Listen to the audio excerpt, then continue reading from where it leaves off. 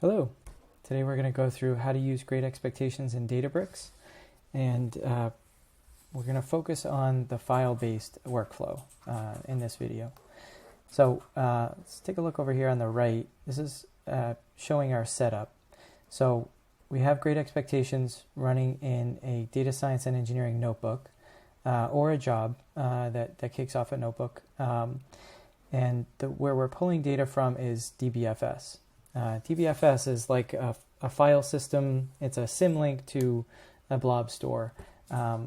Typically, you'll set this up when you set up your Databricks instance. So we're using this because most people have it already set up. You can replace this with S3 or Azure or Google Cloud Storage and follow along similar steps. And if you take a look at our how-to guides connecting to your data and set up setting up Great Expectations goes through how to use those other data stores.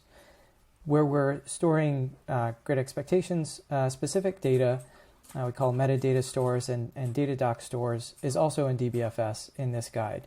You might want to do that, but like I said earlier, you could also use S3 or another blob store for that. Metadata stores refers to things like your expectation store, your validation store, so that you can save those for running later in a checkpoint against a different batch, which we'll go through in this guide as well. So I'm going to pop open a demo notebook that follows along with the same steps here in the guide on the left. I'm going to use the YAML-based configurations in this guide, but the same thing applies to the Python-based. It's really the same exact configuration, just one is in YAML and one is in Python syntax. So first what we do is install Great Expectations. I'm just going to hit run all in this notebook so you don't have to wait for all the cells to run, and I'll talk through them. So the only difference here, I just want to call out, if you're an astute observer, you might have seen this. There is a change that has not been released yet that I'm installing by using the develop branch. We're releasing GE today. It just happens to be before, after I'm recording this. But otherwise, you would follow exactly the steps here in the just installing Great Expectations at the latest version. What we're doing by using this %pip is a notebook scoped library install. So that means that we're installing it just in this notebook context. There are other ways to install it for the whole cluster. If you notice, we have a cluster that we're running against. If you're new to Databricks, you might want to take a look at some of their getting started documentation to learn more. But basically, we started a cluster, a group of machines, and we're running this notebook on that cluster, and we just installed this Great Expectations in the context of the notebook. So then we do some imports. And I guess before that, I should also mention that this is one way to do it, right? This is one way to install GE and use it with Databricks. There are many other ways. This is sort of a simple way to get started. So that's not to say you couldn't do some of the other things that you see in our how-to guides. This is just to get you up and running quickly.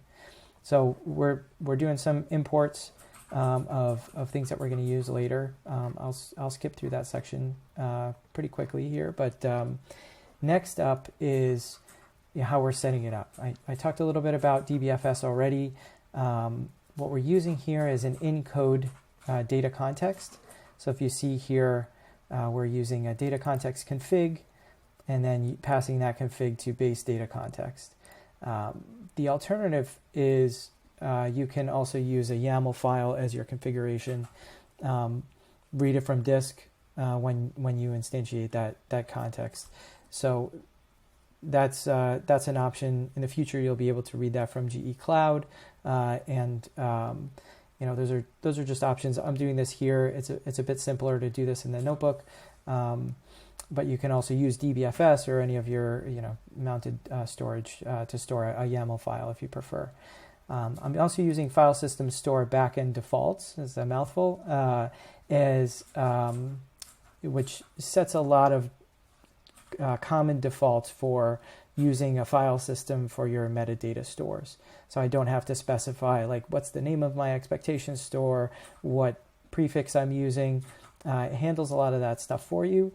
You can definitely configure and customize all of that if you want, and a lot of our users do. Here, all we need to provide is a root directory, which is just the base directory or the root directory where all of these prefixes for your different stores start from. So there'll be, if your root directory is here, like we have DBFS Great Expectations / expectations, validations, and so on. So then we're going to bring in some data. So all I'm doing here is using Databricks utilities to copy some data that's already in the Databricks datasets to my DBFS location. So my instance of that. Then, so now we just have 3 files. They're the taxi data that you may be familiar with when you went through the Getting Started guide. Connecting to your data now, we have those files. We're going to instantiate what's called a data source and a data connector. So the data source gives you information about, it allows you to configure things like how do you want to execute that data. Here we're using the Spark execution engine, Spark data frame. So it loads the data as a data frame and then processes it using Spark. You could also use the Pandas execution engine here and just load it as a Pandas data frame. If you're leveraging Databricks, you're leveraging the power of a cluster, you might want to use the Spark data frame execution engine just so that you can process it over multiple machines. Depends on the size of your data set, but that's what we're using here. And then the data connector we're using is called an Inferred Asset DBFS Data Connector. Now, if you are using DBFS, like we are in this tutorial, you should use the DBFS-based data connectors. There's another one called Configured Asset DBFS Data Connector. Take a look at our documentation for the differences between the two, but just know that DBFS with a Spark execution engine takes care of handling the paths are slightly different between how you read a file and how you list a directory of files. So other things that we're specifying here is just the base directory where we just copied those files to in DBFS. So you see it's prepended here. And then glob directive just says, okay, I just want files that are compressed CSVs. Our default regex, this section defines what the file paths look like and how we want to interpret those so that we can use those for filters later to run validations on specific files, or we call batches. Right now what we're doing here is loading those files each as an individual batch. I'll show you exactly how that works a little bit later. So each of the groups is just the parenthetical here, and you'll see it'll be the, well, here's the, so it's the year and the month, and then the file name itself is the data asset name. We'll use that in a bit, and then we just pull off the extension. Our workflow for testing whether your configuration works is called test YML Config. So you can pass it a YAML config. You'll see the example, the Python example. You actually convert Python to YAML to run this function, but it's a pretty quick thing to do that. And what you get is an output of what did it read. And so here you can use this to kind of debug your configuration, make sure it's reading the right files, make sure it's capturing all of the right files, that unmatched data references doesn't contain anything that you do want to match.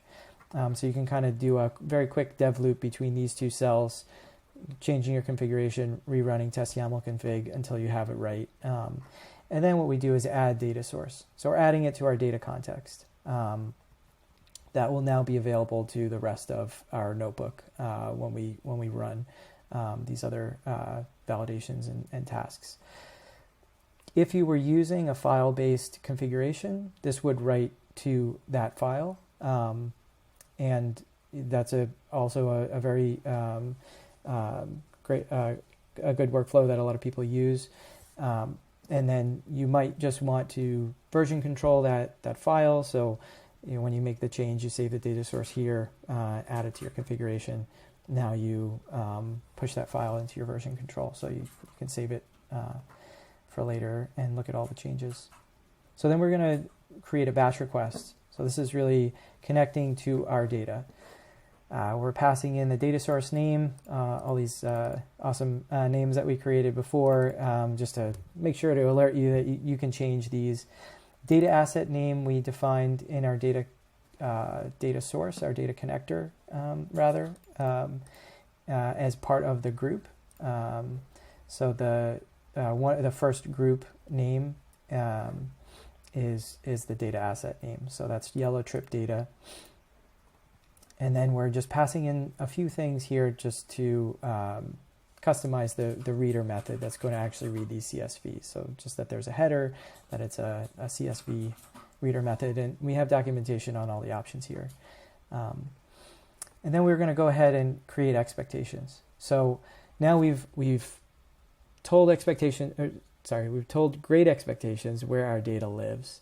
And now what we're going to do is create a suite that describes, an expectation suite that describes our data, so that later on we can run that against other data or the same data to see if it changed, or to evaluate it and differences between new data and existing data. So we create an expectation suite here with a cool name also, and then we do what's called getting a validator. So this is building a validator object using that batch request that we created earlier and that expectation suite name. The batch request, since we loaded 3 files, we'll take the last file, and that's what, when we go into interactive mode, which I'll show in a second, we're using that last batch. So there are a few different ways to create an expectation suite. I'm using the interactive mode. You can see our documentation for other modes as well, but interactive mode, basically you load a batch, and then when you do things like here, validator.expect, and and one of the expectations comes with GE or any of the custom ones that you've built yourself, then when you run validator.expect with your parameters, you actually run that against the sample batch of data. So, you may have terabytes and terabytes of data. You can pull a small sample that's maybe representative, run this expectations, create your expectation suite interactively against that sample, and then later on run it against the full data set and see where it differs. And if you have to tweak your expectation suite, you can do it then. So that's, one way to make it a kind of a quick iterative dev loop is use a smaller batch. So this only takes a few seconds. And then here, so we're adding 2 expectations. When we run these, they're actually adding these expectations and the configuration. So your parameters, the type of expectation, the column that you're running it on, or the table, into your validator. And then what we want to do is actually save that expectation suite. So like I said earlier, you might want to run that again on the same bit of data, make sure it didn't change, or on a new batch of data. So we're saving that. And that actually saves it to our metadata store. So this is writing to DBFS that we configured earlier, our expectation store. That was part of those file system store backend defaults. It's going to be that root directory / expectations, and you'll see a JSON file actually in that path. So validating your data. Later on, so this is later on or right now, right? You want to run your either a different batch or your full data set, or a later batch. We're going to create a checkpoint. Now, a checkpoint just marries a batch definition, or batch request, we call it, and a expectation suite. So here we're providing that as a list of validations. So we have our batch request, and our expectation suite name, which we saved. So all we need to provide is the name. So it's going to pull it from the metadata store and then run it. And we saved our data source. So all we need to do is provide data source, data connector, names, data asset. And like, if you remember, we had that batch spec pass through, and I skipped over one here called the data connector query. So what this is saying is we had 3 batches that we loaded into our validator. We were using interactive mode on the latest batch, the last batch that was loaded. Here, what we're saying is when you run this checkpoint, say I've added 5 more batches. So now I have 8 batches. This is saying take the index -1. So the latest, the last batch that was added, so the 8th batch, and then run this expectation suite against it. So you can use this if you're adding, monthly or daily CSVs to that same folder. You don't have to change any of your configuration. This will just run the checkpoint on the latest one. There are plenty of other ways. We've got a rich filtering and sorting and sampling methods and capabilities that you can take a look at our other documentation on. I just wanted to show sort of a simple use case here, but there are many other ways to do this. So then what we do is the same thing we did before with test YML config on our checkpoint config, and it says we successfully instantiated it. Great. But you can use that to make sure you didn't indent too far on one of your lines or anything like that. And then we add the checkpoint. So this actually writes to our checkpoint store. So same as the expectation suite, now there's going to be a checkpoint file in our checkpoint store in DBFS, like we configured it earlier. And then we run the checkpoint. It actually will evaluate that expectation suite against the batch, the latest batch of data that we showed. And we created it as a simple checkpoint object, and that kind of hides a few things from you. Let me just get to the same place. Okay, so it hides the action list. You can create instead a checkpoint, and I put some links here in the documentation to the checkpoint docs, which show more configuration options. You can send Slack alerts with those actions. You can create your own custom actions. You can configure those using a checkpoint. Simple checkpoint kind of assumes that you're using, sort of the base set, like actions that update the data docs. So that's included in simple checkpoint. So there's some instructions here to see what's included in your checkpoint config. So we've run a checkpoint. In that simple checkpoint, like I said, we built data docs. In Databricks, we can't just open up that resulting HTML file. So what we do is copy it locally. I'm going to run this command here, and that will take everything in my data docs site. And I did this before, so you're going to see that it's some of these already exist, especially like the CSS and things like that. And then you just open it up locally. Like I said, this is a simple configuration.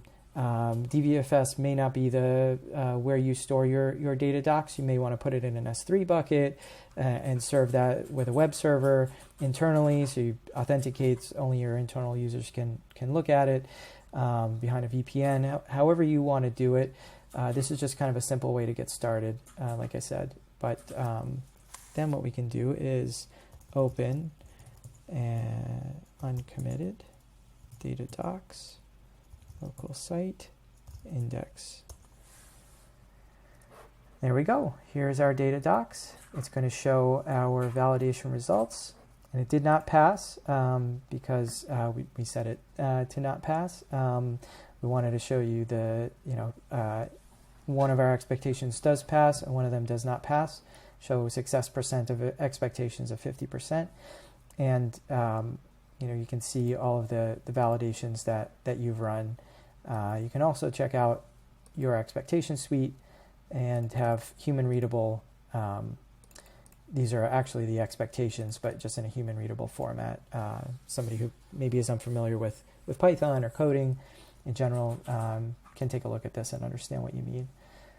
So that's about it. I think, yeah, to sum up, this is a very similar workflow to what you would do with any other Great Expectations deployment specific to Databricks, specific to using DBFS to kind of simplify things. But again, take a look at our documentation. We have guides on how to set this up in all sorts of environments and using all sorts of backends, and any of that you can use with Databricks. There's nothing stopping you, but this is just sort of like let's get started. But definitely still very performant. I mean, this will be running with a Spark data frame, so same as you might do with all of the other transformations you're doing on your data set. Great. Well, if you have questions, we have a Slack channel, a whole Slack installation with a bunch of channels, and also our documentation is always available, and we're happy to help out. So thanks for using Great Expectations, and see you around.